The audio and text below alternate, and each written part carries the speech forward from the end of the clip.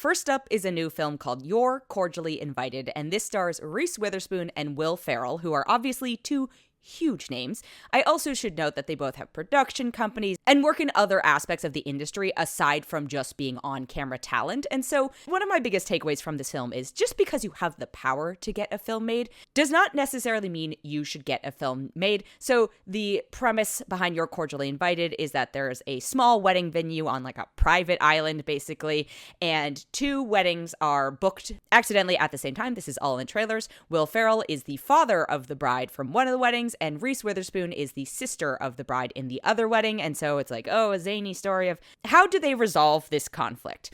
Now, this film also, just to add to the pedigree of it, comes from Nicholas Stoller, who is somebody who I have a mixed relationship with. He has either written or directed some films that I'm a huge fan of. He directed Forgetting Sarah Marshall, which is a film to this day I extensively quote. He also wrote The Muppets, the film. He directed The 5-Year Engagement. He's the director of Neighbors, and I think of his filmography. And then we get down into other stuff like Zoolander 2 he wrote, and Storks I enjoyed, so I'm going to give Storks a pass.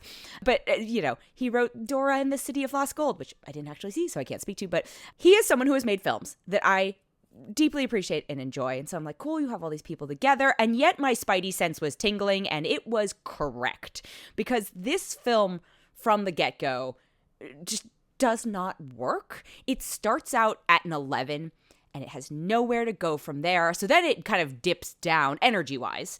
And then it comes back and it goes to a 50, and then it goes back. And I'm just like, tonally, this is all over the place. Comedy-wise, there are a ton of just actually working, very funny comedians or comedic actors in this. And yet none of them, including Will Ferrell, can say this. I don't really consider Reese Witherspoon a comedic actress. I think Legally Blonde is funny. I also have to acknowledge, I'm not a Reese Witherspoon person. I don't really enjoy her on-screen performances. I think she has a few classic ones that I am a fan of, but however many years of Reese Witherspoon, she's not an actor who vibes with me. And that's okay. I'm still willing to evaluate this, but I wouldn't cast her in a comedy either. And that's the other thing. It's a comedy, but it's flirting with being a romantic comedy, but it's kind of unwilling to commit because you're like, could you see Will Ferrell and Reese Witherspoon together? And, Will Ferrell, lovely, charming man, both on screen and off, but he definitely plays a persona oftentimes that you wouldn't necessarily pair with a Reese Witherspoon. And while the film seems to know that, it still is like, we're going to go here anyway. And I'm like, oh my God. That's the thing. This film has no self-control. The energy levels, and I know I'm energetic when I do these reviews, the energy levels are all over the place. Wow, I'm actually looking back at Reese Witherspoon's filmography, and maybe I don't enjoy a lot of things she's in. Oh, you know what? Election and Legally Blonde. Anyway, I'm sure there's other things in there, but so not a huge Reese Witherspoon person. Am a Will Ferrell person. Am a fan of the other comedians and comedic actors in this. Geraldine Viswanathan plays Will Ferrell's daughter. Meredith Hagner, who I think is hilarious, and I need her to stop making these kind of trap comedy films, plays Reese Witherspoon's sister. Jimmy Tatro's in this. Rory Scovel, Ramona Young, Jack McBrayer. There's a bunch of people in this that you're like, okay, I recognize you as a comedian. And then there are some just very random, very famous cameos that I guess I won't spoil as a courtesy if you decide to watch this film. I'm like, why is this moment here? This, how does this advance the story? There's one that kind of makes more sense than the other. I'm like, what? This is just like a Hollywood favor being called in. And I'm not against Hollywood favors being called in, but it has to serve the story. And these just detracted from that. So the other huge thing about all of this is that none of these characters are likable, and I am someone who will firmly advocate for you can have, a compelling character not have likable by societal standard morals, etc., but these characters are just monsters in a way that I'm like, I don't care. And you also, even though, kind of academically are going through a character arc, performance-wise or editing-wise, it's all such a hot mess. And I was just so frustrated by all of them. And I think the film is just, again, it's too afraid to be earnest throughout the whole thing. It's too afraid to commit to the idea of the romantic comedy potentially, or the tension between Will Ferrell and Reese Witherspoon.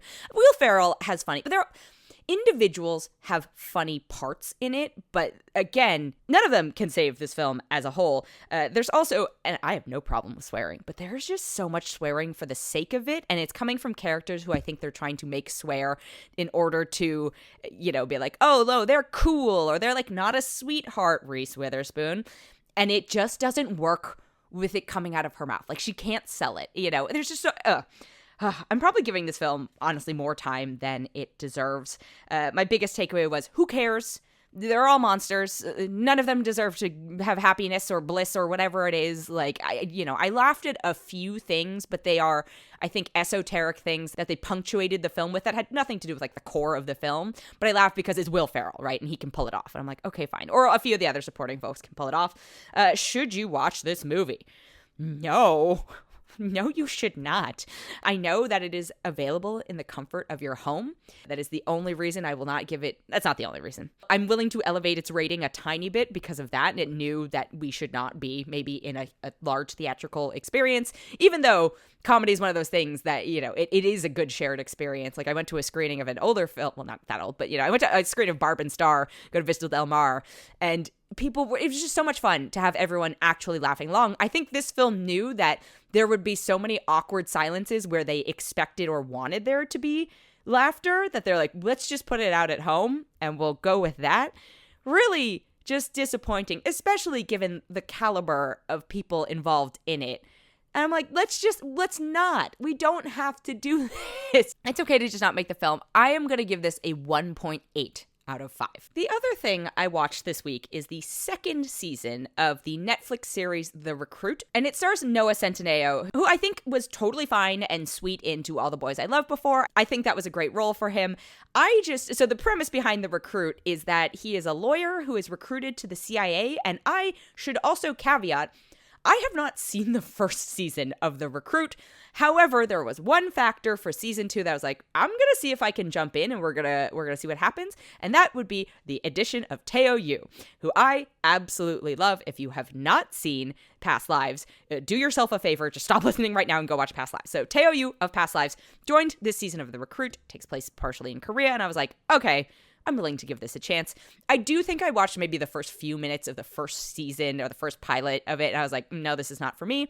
Jumping into season 2, and they do give you a catch-up, and I think you can honestly just navigate from there. Like, it's not so complicated that you can't just pick up where it goes from. Jumping into season 2, I was like, this has matured a little bit and figured out, I think a little bit has figured out what it's trying to do. I'm still not sure tonally who the audience for this is supposed to be, because, like I said, Noah Centineo in To All the Boys I Loved Before, which he plays a high schooler, believable. Maybe he was a little bit older than high school, but, I was like, okay, yeah, I can believe this. Him as a CIA lawyer, or just a lawyer, who then has to get embroiled in CIA things, and not just that, like, field ops. I'm like, I don't buy this as much.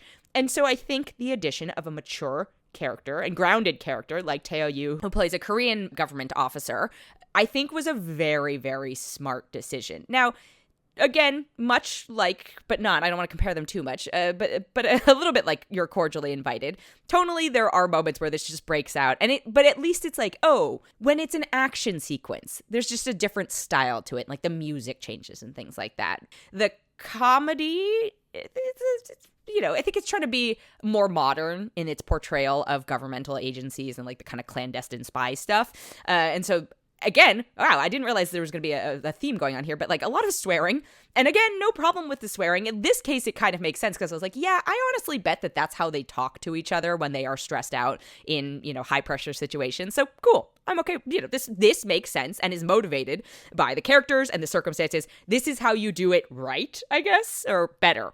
So now, the season itself, it's a lot of spy shows, gibberish. If you want to see something like really, I thought, brilliant and grounded, like Black Doves was a good example of this. This is, I think, a little lighter and also a little more absurdist because you have this character who is a self-acknowledged fish out of water. He's supposed to just be a lawyer, all that stuff. But did I find it a perfectly fine, somewhat background, but not completely background because a lot of it's in Korean and I don't speak Korean, so I had to read the subtitles.